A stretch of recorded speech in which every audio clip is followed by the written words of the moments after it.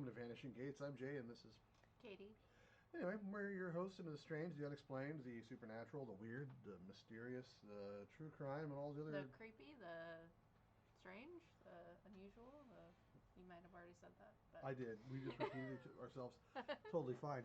So now, in like the topic tonight is something that I've heard throughout the years, and it was suggested by our buddy Draven, Oh, okay. or Dave, if you Shout guys out to watch the chat. Raven. Yeah, and it's something that I've been meaning to do a show on. I just never got around to it. It's something that's been on the radar and probably written down on lists about a dozen times. Jack is not here tonight. He's not feeling well. Him and his family are all sick, so they're staying at home. Yeah, it's just Because us tonight. I don't need to get getting sick, and I'm sure Katie Cat doesn't want to get sick. No. So here we are. Um, so on February 21st in 1997, Art Bell who was the host, the late Art Bell, who was the host of Coast to Coast AM. For those of you who don't know what Coast to Coast AM is, it's a radio show. It's still on. It plays over the AM radio waves overnight. Mm-hmm. It's late night. Um, Coast to Coast AM is the inspiration for pretty much anyone that does what I do, what we do here, and anyone that does a podcast is Any kind paranormal. of paranormal. Yeah. They're pretty much the standard for it. Yeah. So between Coast to Coast AM first and then Darkness Radio, that's kind of what got me into doing this stuff in the first place. But Coast to Coast AM was the juggernaut, always has been. It's changed a little bit over the years since Nori's taken over. But Art Bell, he was the first guy back when it was a political talk show. He got tired of talking politics, and so he wanted to talk about something different. So he started fielding phone calls from people and getting guests on that were in the strange and the unexplained realm. I know it's a little bit before your time. Yeah, but I feel like I've heard the radio station before because I recognize his voice. So Yeah, it's a very common I voice. probably heard it somewhere at some point. But on February 27th in 97, Art Bell gets a call, or he gets a fax. Anyway, so he responds and Back when calls it the was number back. faxes. Yeah. Yeah. So he gets a fax from a guy out of Eastern Washington calling himself Mel Waters, is how he referred to himself. And he was, like I said, Eastern Washington. He had contacted him, like I said, via fax. And what his claim was that he had a bottomless pit on his property. Yeah. So Mel explained that the hole has been on his property since before he was even there. Now, what happened was Art got the fax, called Mel back late at night because again his show is running really late, Mm-hmm. and I think because we're on the West Coast, so we're on that time zone. It's on at around 2 o'clock our time is when it starts. Oh, At least really? it used to be. Yeah, Oh, midnight, wow. 2 o'clock, somewhere around there. And it And it was would go live? for a few hours. Yeah, he'd be live. It was a radio show, and people would call in from all over the country and all over the world, even Wow. when he had moved to the Philippines That and sounds stuff like fun. that. Yeah, it was Fun good to stuff. listen to. And it's still good stuff, I guess. Their Facebook page, don't bother with it, but the rest of it, it's still coast to coast. Yeah. And so Mel explained that the hole had been on his property since before he was even there. The previous owner was an elderly man that did know about the hole. In fact, all of the neighbors in the area knew about the hole. They had all used it to dump garbage in. And the previous neighbor had been at the property for at least 30 to 40 years. And the hole had always been there, and he always used it to dump stuff into. Later on, in further phone calls, because I think Mel called the show, or was on the show 5 times over the course of between 97 and 2000 and something. I have it in my notes. We'll get to that. Mm. Um, so Mel had been staying on the property until the buildings that he was staying in, they collapsed under the weight of a heavy snowstorm. So they just pitched the destroyed materials down into the hole. Wow. Mm-hmm. So basically, they just put whatever down there. They didn't care. Yeah, They yeah. were And just like, hey, yep, and the previous owner and the neighbors have been dumping trash down there for God knows how dead long. animals. Of dead animals, things like that. Yeah. The town Mel claimed to be living in is Ellensburg, Washington, which is a real place. He'd even let other neighbors throw trash in, like I said, until one day it occurred to him the hole never seemed to fill up. Just it randomly occurred to him. In fact, you can't even see the top of a debris pile, but you can see down into the hole to a degree. So Mel claimed to be a former shark fisherman. Like he said, he was close to a pro shark fisherman. I don't know what that means, but if you're almost pro, Shark. those are pretty good. Explained that he uses his big shark fishing reel to try and find the bottom. So a lot of those deep sea reels will have a counter that tells you how many. And these spools can be huge, like because I've used them for halibut and things like that, and for shark. Um, that's one thing about living in the ocean. You find out about things like that. Yeah. He continued until he kept reeling down. He put a 1 pound weight, like a triangle weight, like what you'd use for a halibut rig or whatever, and he put that on the line. And then he said he used a 20 pound test, and he started spooling it down. And he would just keep adding line as it ran out, because the line never seemed to run out, like it never seemed to hit bottom. Yeah. So he would just splice in another line and drop it down, but there was always still weight to it, no matter how much time he put on it. It continued to go down freely, no matter how much line he put on. Mel went on to say that one of the first things he noticed was that there was zero echo or noise coming from or around the hole. He also noted that his dogs wouldn't go anywhere near the hole. They'd actually opt out to stay at his Suburban and hang out by the car instead of going anywhere near Yeah, it. the dogs were spooked by it, basically.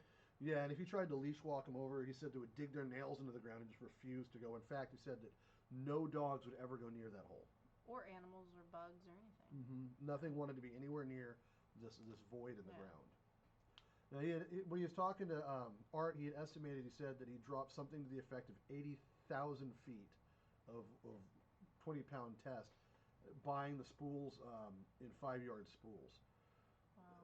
Yeah, he claimed his wife was working for a local university, and the school thinks it's incredible that he'd been dropping that much line, which makes you wonder, obviously. They clearly didn't buy into it at all. They didn't think it was Yeah, true. I wonder if that's even true. Well, no, this might be a 2 part episode. Yeah. There's a lot to this whole story, Yeah. not just about the hole. When he had gotten to his first 4,500 feet, to see if there was water, he reeled it back up and hooked some lifesavers to the bottom of the line and cast it back in to see if the lightsabers, The lifesavers, Lifesavers like that go in the ocean, right? Lifesavers? no, like the candies, Oh, the candy. like the sugary sweet candies. I thought they meant like actual lifesavers. No, like lifesaver candy. Well, that's why they're Lifesaver called candies. lifesavers, is because they're shaped like the little round lifesavers. That's what I thought they meant. That's why the candies are called that, because they're shaped like Oh, that. I know, but So- that's what I didn't know they meant the candy.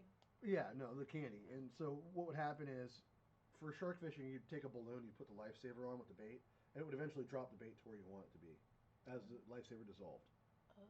over time. So you could Okay. time fish that way. So you're not sitting right by your balloon. Well, I didn't know there was that much purpose to those candies. But I Yeah. guess so. They're not just delicious Christmas treats in a book. Yeah.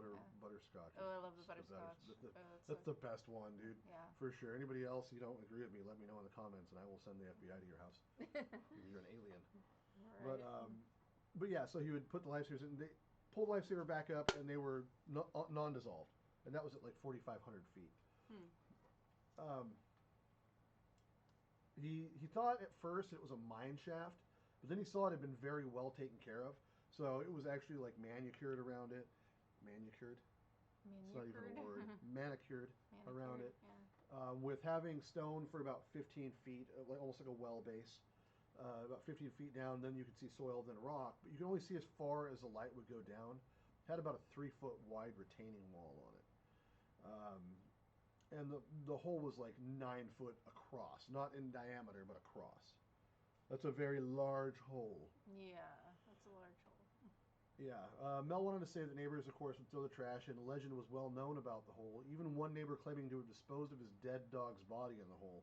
And the dog came back alive while he was hunting. He said that his dog had died, he tossed it in the hole, and while he was out hunting, a dog that was exactly his dog, same Showed collar, up. same, Yeah. he just saw it while he was hunting. But the dog didn't recognize him as his owner or anything. Yeah, and so he never got the dog back, but he said that it was definitely his dog. And this is, again, and even Mel was pretty apprehensive about that. Yeah, that's pretty weird. Yeah, and then Art Bell went on to prompt Mel, said, hey, if you were ever diagnosed with a fatal illness, would you consider jumping in the hole? To which Mel said, yeah, I would. And in fact, it's in my will that if I die, I'm going to be thrown into the hole. Wow. And this is during the first of That's the pretty 5 creepy. phone calls between Mel and Art, the conversations. Furthermore, nothing tossed into the hole seems to affect the water in the local wells. So Art had asked if pollution would be an issue, because you can't just dispose of a human body however you want. No. If there's water sources, well water is a big thing out there. If that can pollute and all that. But he said, we've been dumping bodies of animals and garbage down that thing for decades. and they said that that hole has been there for at least 150 years, Wow. like as long as the town had been a town. Yeah. Uh, Upon taking call-ins, as Art would usually do when he had a guest, the first caller pointed out that the Marianas Trench is only 36,000 feet deep, and that even with current mining techniques, at least of that time, we could only go about 1,600 feet deep into the earth mining. Another caller, some nut job from Austin, Texas, offered to be lowered into the hole in a cage. That was his stipulation. I want a cage. I want a cage. I want a light. That way, whatever's eating refrigerators down there, I'll be safe. And Art's even like, well, don't you think if it could eat a refrigerator, it could eat Eat you? a cage. He's like, well, I'd be armed with a very large and bright light. And then he went on to say, I'd want a fast up button. Oh, jeez. Like, dude, do you know how long it would take you to descend 85,000 feet Well, into a hole? you'd run out of oxygen. Pretty sure. Or burn to death. Or it would get too hot. Or you'd asphyxiate for sure. There's no oxygen down that far. Yeah. Well, unlikely, unless there's some kind of oxygen source or supply. But unrealistic. Water or something, but yeah. Oh yeah, no. People have died in caves that aren't very deep at all, just because there's no. They go through a water thing, come up the other side where there's an opening. There's no air. Yeah. You get a short amount of air, and then you're gone, and they die that way. Not Yeah. even in the water, just on the other side without any because there's no oxygen flow. Yeah. You know, if you watch, like I was watching Demolition Ranch, he's a YouTuber. For those who don't know, if there's one or two of you out there, he had bought this big property and there's caves all over, and that was one of the things they were worried about is coming up into an area where there's no air. So they would take respirators with them just in case. Yeah. Then another caller from Yakima, which is not very far from where Mel was at, thought it was odd that he hadn't heard about it at all. Yet Mel said that Coast to Coast was the first time he'd even brought it to public at all. But even then, I mean, Washington is a small place, and people know each other. It's not. Well, I mean, it's not a small state. It's a big state. Yeah, but the people like in communities that are that close tend to hear stories, especially when in the smaller communities. Yeah. Stories go around, and if every one of the neighbors had known to dump crap into this hole, it had been talked about. I feel like they would have known. Yeah. Especially if people knew had known that it was there longer than the town was there, because there was apparently conversation about it in the town before the town was even a town. Mm. When then Art asked Mel if he was ever drawn to the hole in a sleep-like fashion, like a trance state, like to forever sleep himself. Mm-hmm. Like if he was drawn to like this darkness to like just jump in, and he said no, that had never happened. Well, that's good. Yeah. A little bit later in the show, another guy from Washington called to question the line weight. There's a lot of guys from Washington calling to question the line weight and how the line would have not snapped in 20-pound test. Now you're thinking 85,000 feet, so you got a 1 pound weight, but then every bit of line has weight to it. The line isn't weightless, so you're adding weight every time it goes down. Yeah. You're well over 20 pounds of line, I would think, at 85,000 feet. I would think, yeah. I don't know what a spool of 5,000 yards of line is, but it's not light. Yeah. You know, even 20-pound monofilament, I don't think it would be super light. It'd probably, you know, a half a pound at least, I would think. Maybe. I don't know. I don't know. Yeah. But, yeah. It also seems weird that he'd be using 20-pound test for deep sea line. That doesn't seem like the length of line you would use for deep sea fishing. But, I mean, that's more for like it's almost like you'd use that spool to re-spool other reels or something, but I don't know. I haven't fished in a while, so if I look stupid, I apologize. The person also asked, you know, that the line might have draped on something, and that's why it still felt like it was still freely going, but you didn't feel the extra weight. It's because it could have draped much shorter down, and then it could still feel like it's going down while it's just going around the bottom like on the barrel is going around in circles. Yeah. Because the weight's now over here, draped over something like this, and then it goes down here to the ground, and it's just going like this. Gathering spool. Mm-hmm. When Mel was asked, he said he wouldn't want a TV crew out there or anything, which I think was kind of weird. suspicious. Yeah. And that was your response when you were listening to it too. Yeah, I thought that was kind of like, So what are your responses to this point? Like, what are your thoughts? Which point? Just to where we're at right now. Well, I think it's weird that he didn't want anybody to come out there. Yeah. Seems like he was kind of being secretive about something or hiding something. It definitely seemed questionable to me. Or maybe he was just totally making it up. I don't Well, know. that's what he would be hiding, I think. Because, like I said earlier, there's no pictures of it. Nobody knows if it actually existed. Yeah, people So, people swear up and down, but and now they say, oh, it's covered by a house or whatever. It's like, or they say, oh, this is the wrong location. You're looking at the wrong thing. has anybody traveled up there and tried to find it? Yeah. A lot of people, news crews, regular people, all Nobody sorts of has people. any pictures, no proof, no nothing of it. People claim to, mind you. Well, then where is it? That's the problem. Where is it? It's not online, so. So it is an interesting point that came out during the first show. We kind of touched on it. Is that the further you go down, the hotter it gets, the temperature. Yeah, like I was doing some research about it earlier, and I was watching a video, or I was talking about it, and they said that the Russians went to Alaska to dig a hole to see how far they could go, and they went 40,000 feet, and the rocks started to get soft, like it started to get hot. There was like lava and like, their tools started to melt. Yeah, I can't remember the name of that hole, but there's a name for it. Yeah, I can't remember either. Famous... But their tools literally started to melt, and the rocks started to get like you could pliable, or whatever you call that. So. Well, that's the thing too. Art Bell was like, well, somebody posited that it might be like 120 degrees, which I think would be much hotter that far down. At 80,000 feet. Well, even at 1,400 feet. Yeah. But even if it was 100 degrees, so if it's monofilament 20-pound test, that stuff weakens in the sunlight, in like not hot weather. Yeah. If you leave it out too long, it spoils your line. How did he get that far? He couldn't have. That doesn't make sense. Unless there's a cooling element there. And again, you're talking a 1 pound test times how many feet? Plus the weight of the line itself. I feel like the line would have broke or melted or something. Yeah, and the line would have weight to it. Yeah. In general, so he might be feeling a pound worth of line that's left. Yeah. So it just seems unrealistic.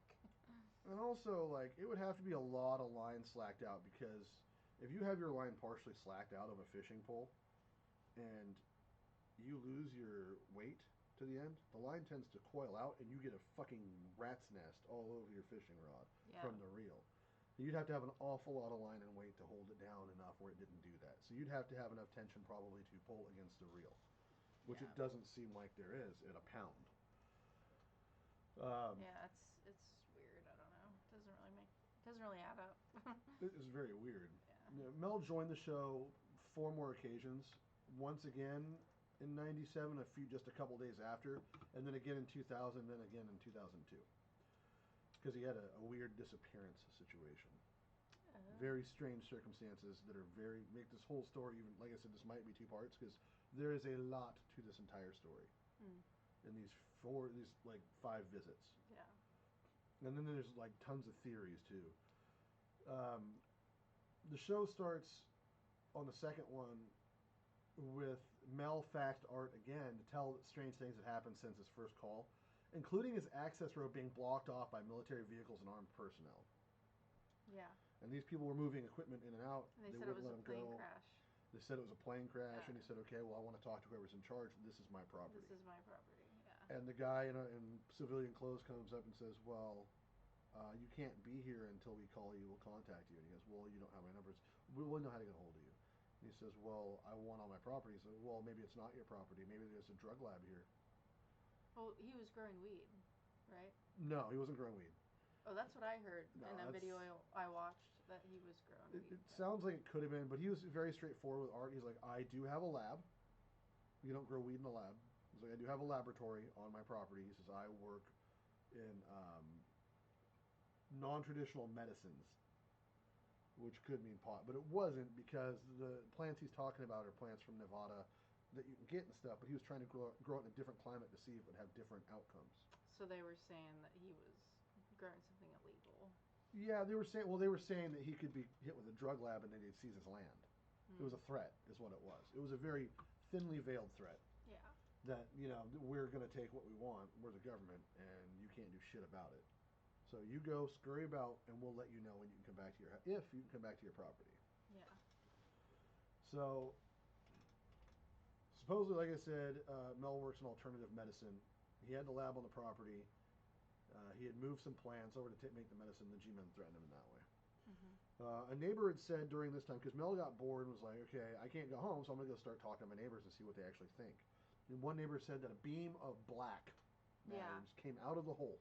The blackest black they ever saw. Yeah, he didn't say a black light, but a beam of black, whatever the fuck that means, if you can imagine, came out of it. Yeah. Blacker than the blackest black. After the story, after that happened, he also got a call from his realtor around that same time, saying there was a buyer that, and he didn't have this property up on the market, but his realtor called him and told him there was a property or someone wanted to buy it for a very generous offer. After the story of the black beam, Mel decided at that point, I guess, to ask his neighbors questions. An older neighbor said that 40 years or more prior, there were originally stone columns around the hole, like standing stone pillars. And Mel showed him a Stonehenge, and the old man said it was almost exactly like that, minus the top beams on Stonehenge.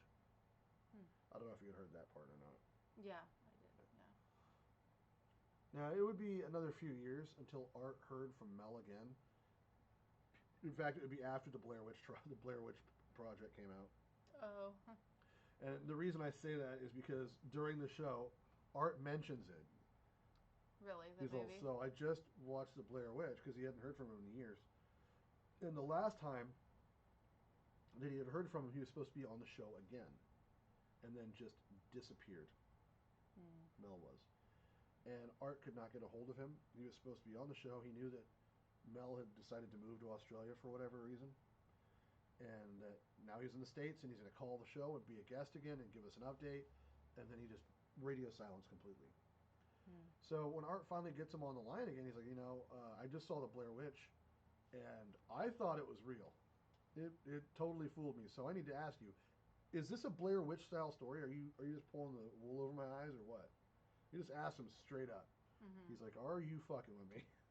Yeah. And he's like, nope, this is exactly what happened.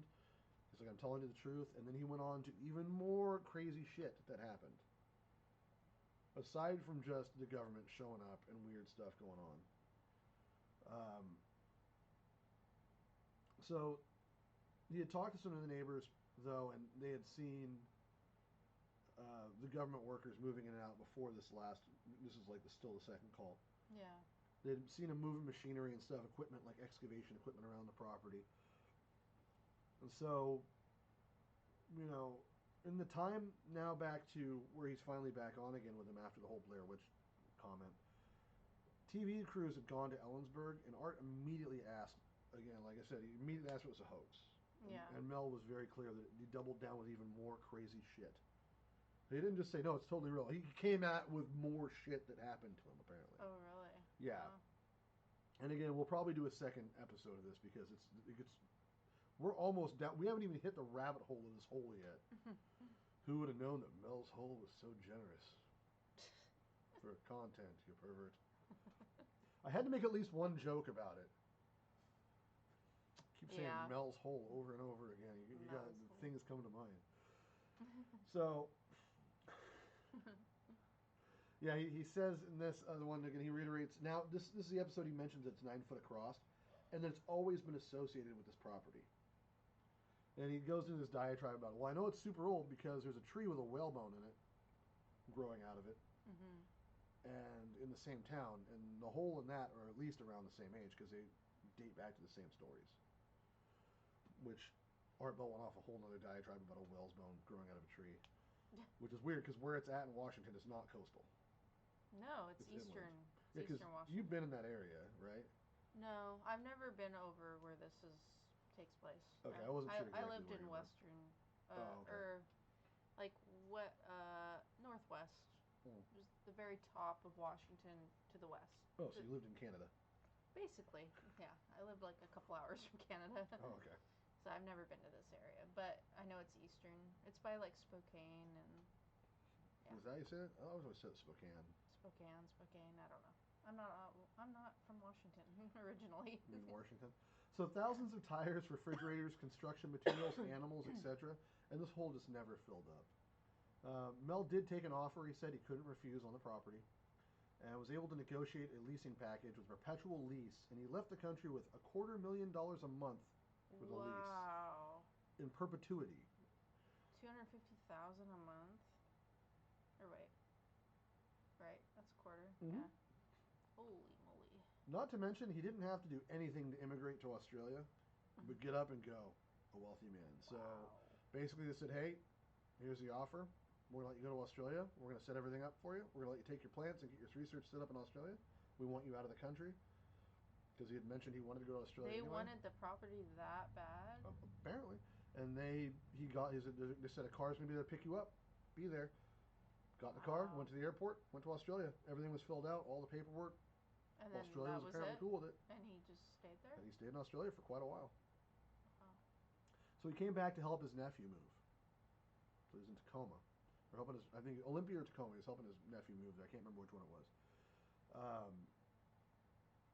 But anyway, so before that though, when on Australia, he claims that the plants that he had taken to Australia from the property had different properties than they had normally. Mm-hmm. So they had special properties. He didn't really go into a lot of detail in that call that I can remember about what the plants actually did that made them so special. But something about that property, he felt that hole made those plants be way more medicinal or something. So he went to help his nephew move, and he's riding the bus. And there's an altercation that breaks out on the bus, some kind of fight with a bunch of people. They stop at a rest stop. Mel is asked during the rest stop, the police are there and everything. Hey, we want to interview you about this. We got a bus ride for you, this and that. We just need to have your input on this. And the next thing Mel knows, it's 12 days later. All of his back teeth had been removed. He woke up in an alley in San Francisco, surrounded by homeless people trying to wake him up. None of his ID, bank account completely drained, no money left, no idea how he got there. He noticed he had a residue, like a IV tube tape residue on his elbow, like he'd been given dose something. So he was like in a coma or something? Nope, he just didn't know why he was there. It had been 12 days he lost. And his nephew came and got him. He did some research. It turned out his ex-wife had taken, they'd been apart for a long time. His ex-wife had taken legal action against him suddenly and basically took all of his stuff, took the land back because the land he was leasing to the government was being leased to him by his ex when they were married, also in perpetuity. So he was basically subletting, and the government goes, well, we're just going to go to the ex-wife, I guess. And that is where we're going to leave you guys on the updates until the next episode. But let's pull thoughts while we're at it. Yeah, I know, cliffhanger. Told you that because you didn't know about that part, did you? I'm on a cliffhanger. I know, you didn't know about that part. No, I didn't. So she leased it to somebody. Well, he leased it to somebody. She leased it to him. He leased it to somebody. Who? Probably the government. So what else have you heard? Let's speculate a little bit here on what we think is going on with this situation. I don't know. I don't even know if I know. Because I remember hearing at least one of these phone calls live when it happened. Really? Because I listened to Coast to Coast AM a lot. Well, yeah. I mean, the fact that he lost 12 days and just woke up with his teeth. Why? Okay, first of all, why were his teeth removed? That's a good question. Yeah. Art Bell asked why the were same his fucking back question. teeth removed? Where did what happened in the 12 days? Yeah. And how did he not remember? There's no record of it for him at all. He didn't remember. Doesn't remember anything. He just says he was drugged or something. Something. He doesn't remember being drugged. He just remembers getting on a bus, going to answer some questions to law enforcement. Broke out. No, before that. Oh. He was getting on another bus after the altercation to go give his testimony to when he was going to be transported. And then all of a sudden he was in an alley in San Francisco surrounded by homeless people trying to wake him up, yeah. Asking him to sing, I guess. I guess he had been singing or something. You know, it kind of sounds alien-like. Like maybe he was abducted or something. Yeah, they usually don't need people to do that, though. Or IVs, I would think. Well, just because he didn't remember anything. Well, there's drugs for that. Well, yeah. But usually they wear off. Like a roofie or whatever, it would wear off. Well, they wear off, but there's drugs that cause amnesia. Like when you go in Yeah. for like what I'm gonna have to do here, my stomach camera thing, they give you a drug that makes you forget everything that's happening when it's happening, so you don't Yeah. remember any of it based on the dose. So if they just kept him Yeah, dosed but up on for it.